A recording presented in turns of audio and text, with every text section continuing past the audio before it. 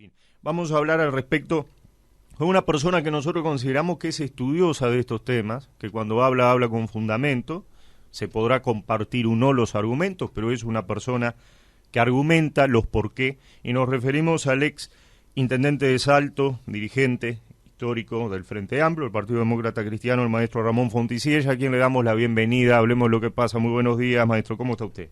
Muy buenos días, Adrián, buenos días a toda la audiencia de Radio Tabaré. Muchas gracias por permitirnos desgranar algunos conceptos de este tema. Un tema que viene muy discutido y que viene, yo te diría, por unas especies de posiciones serviles. Es decir, cada uno metido en su trinchera, tirando balas, a veces sin mirar por dónde las tira. Yo creo que acá, como en todas las cosas, hay que tomar con racionalidad los temas. Yo aclaro que estoy en contra de la ley de urgente consideración, la 19.889, en un todo, pero no en un todo por su contenido, sino por la forma. Yo estoy convencido que la ley, como se ha hecho, es un avasallamiento de la acción legislativa. Yo fui legislador durante bastante tiempo, en diputados, en el Senado, en la Junta Departamental, que fue donde estuve más tiempo.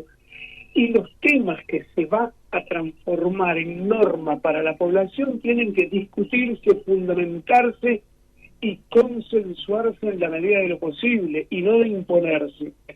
Yo he escuchado, hace quizás algunos minutos, a mucha gente que dice que cuando estaba el Frente Amplio en el gobierno había que hacer lo que el Frente Amplio quería.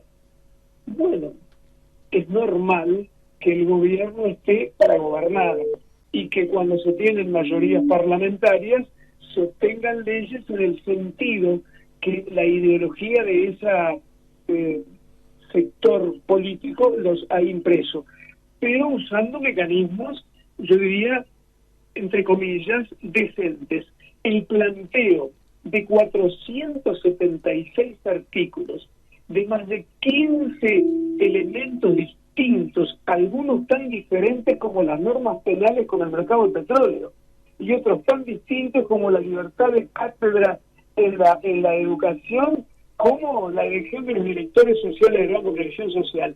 Eso que fue fruto, en algunos casos, de años y años, decenas, yo digo casi de 100 años de legislación, se cambió en menos de 100 días, y no hay ningún líder mundial ni superlegislador que pueda en 100 días cambiar 100 años de historia legislativa. Arranco por ahí y voy a decirles que, por ejemplo, y yendo a lo que me gustaría hablar, que no es razonable que se titule, a ver, por acá, normativa sobre emergencia en la vivienda, y allí vayan 38 artículos, de los cuales una cantidad importante, del 421 al 459, hablan de cómo desalojar a quien está alquilando sin garantía. Es eso. ¿No te habías dado cuenta, Adrián, quizás, o no te lo habían dicho todavía?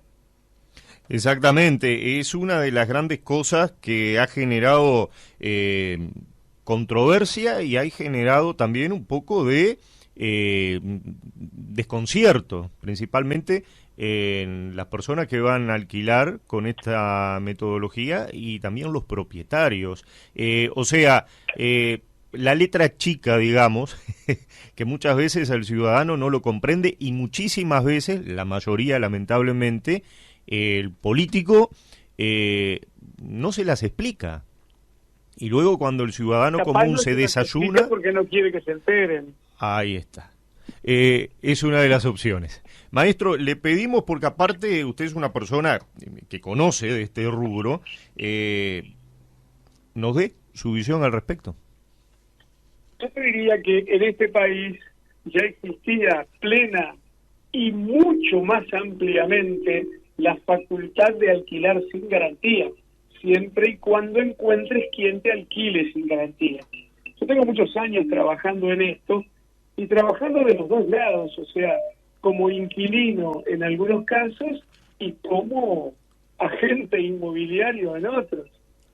Concretamente, vayamos a esto. En la legislación del Uruguay, que basa su normativa de alquileres en una ley que la mal llamamos la ley de alquileres, que fue, se diría, ayornado muchas veces, pero la gran puesta en síntesis fue mediante el decreto ley 14.219, ojo, decreto ley quiere decir dictadura, no quiere decir que todo lo que allí se hizo fue del todo malo. Para mí no debió haber habido dictadura y la rechazaré siempre, pero este decreto ley tiene algunas cosas que son bien importantes.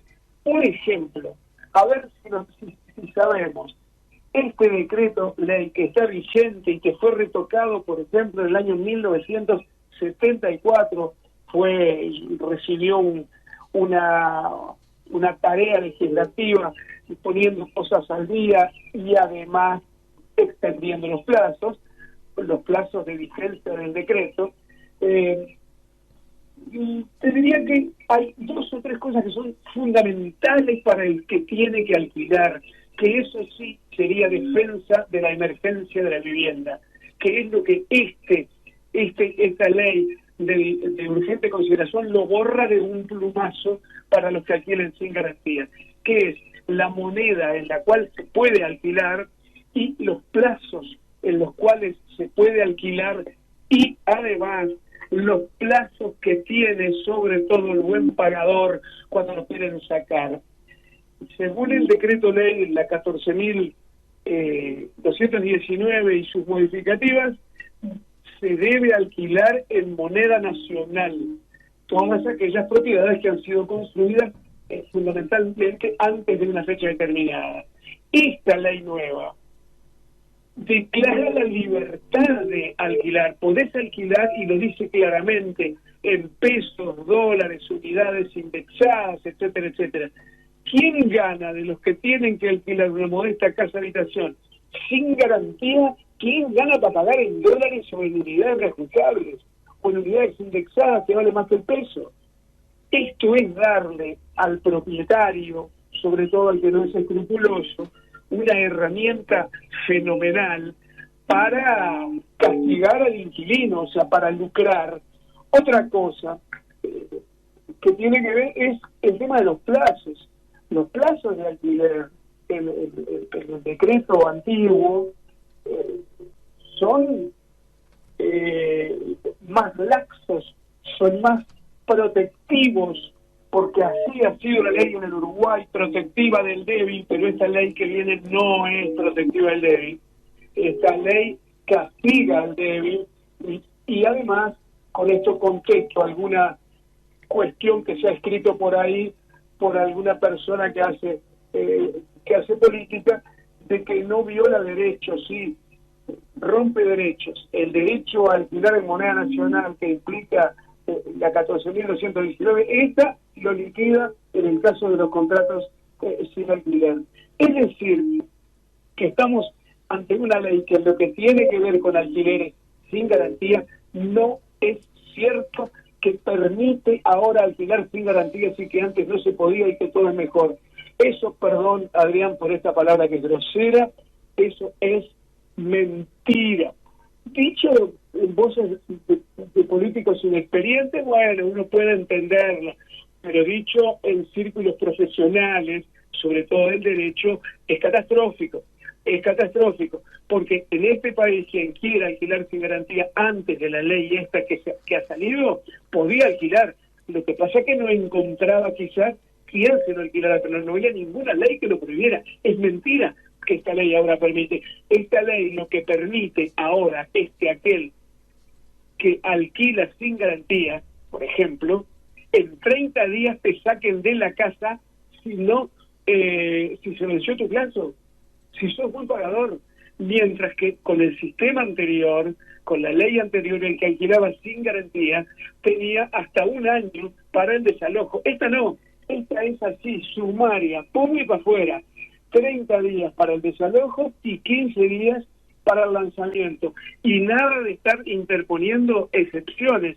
Las excepciones que se pueden interponer por parte de un inquilino que es desalojado aún siendo buen pagador, son solamente de que estuvo mal presentado el recurso por parte del propietario, cuando antes, en la licencia anterior, quien alquilaba sin garantía podía tener una serie de prerrogativas, porque en definitiva el derecho a la vivienda está por encima del derecho al lucro, y lo que ha hecho este país en más de 100 años de historia es construir la protección del débil, ya sea con el poncho de los pobres, ya sea con el sobre todo del valle, ya sea con la legislación protectiva de los débiles contra los privilegiados que generó el Frente Amplio.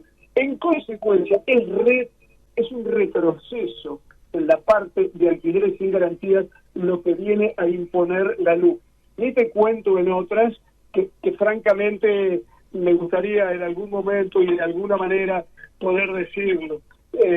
Yo creo que esta ley ha dado una marcha atrás mucho más grande que la que dio el gobierno cuando se dio cuenta que había metido terriblemente la pata sacando los descuentos a las naftas en el país, que la mayoría no sabemos mucho por qué tenemos descuento a las naftas acá. La mayoría ni siquiera sabemos que hay una ley que así lo permite y que esa ley es modificada establecida en cuanto a plazos por las resoluciones de la Dirección General Impositiva. Yo qué sé, hay que leer mucho, capaz hay que ser viejo, pero sobre todas las cosas hay que ser responsable. Por eso, agradeciendo la fenomenal tribuna que me han dado, les digo que la parte que dice alquileres sin garantía, 38 artículos dentro de la normativa sobre emergencia de la vivienda, emergencia, generar más emergencia. ¿Por qué? Porque te sacan de tu casa, aunque seas buen pagador, en 30 días si estás amparado en esta ley. Realmente me parece que la marcha atrás es como de 100 años. Por eso siempre digo, en 100 días, quienes no quisieron al pueblo, no lo vieron, sino que solamente quisieron defender una ideología que es muy clasista, metieron en 100 días, tiraron 100 años de legislación por el suelo, doctor. Maestro, indudablemente que de aquí a que se lleve adelante el plebiscito, en caso de reunir las firmas necesarias, lo vamos a convocar. Estaría bueno exactamente que usted pueda plantear el por qué está en contra de la ley de urgente consideración en temas específicos. Le agradecemos precisamente esta postura, porque por lo general se habla en contra de los 135 artículos, pero muy pocas veces se especifica cuáles son estos artículos, y es bueno que la ciudadanía los conozcan, tanto aquellos que están a favor de la ley como aquellos, como en su caso usted bien lo especificó, maestro, está en contra. Así que en otra oportunidad lo comprometemos, Fonticiella, que podamos seguir hablando, usted dar sus argumentos del por qué sí a la recolección de firma y no a la ley de urgente consideración. Será un gusto para mí, doctor Báez. Muchas gracias a ti. Si nos diéramos cuenta los uruguayos que no es posible, como no es posible para un juez de fútbol, cobrar un penal al grito, no es posible legislar metiendo en una bolsa en 100 días, porque fue lo que se demoró entre las dos cámaras, 476 artículos de una veintena de asuntos diferentes que al país le llevaron como 100 años llegar a concretarlo. Eso es, yo te diría, llevarse por delante la legislación, y es un golpe al estado de bienestar de la nación. Muchas gracias a todos y un abrazo grande. Que tenga buena jornada, maestro Ramón Fonticiella.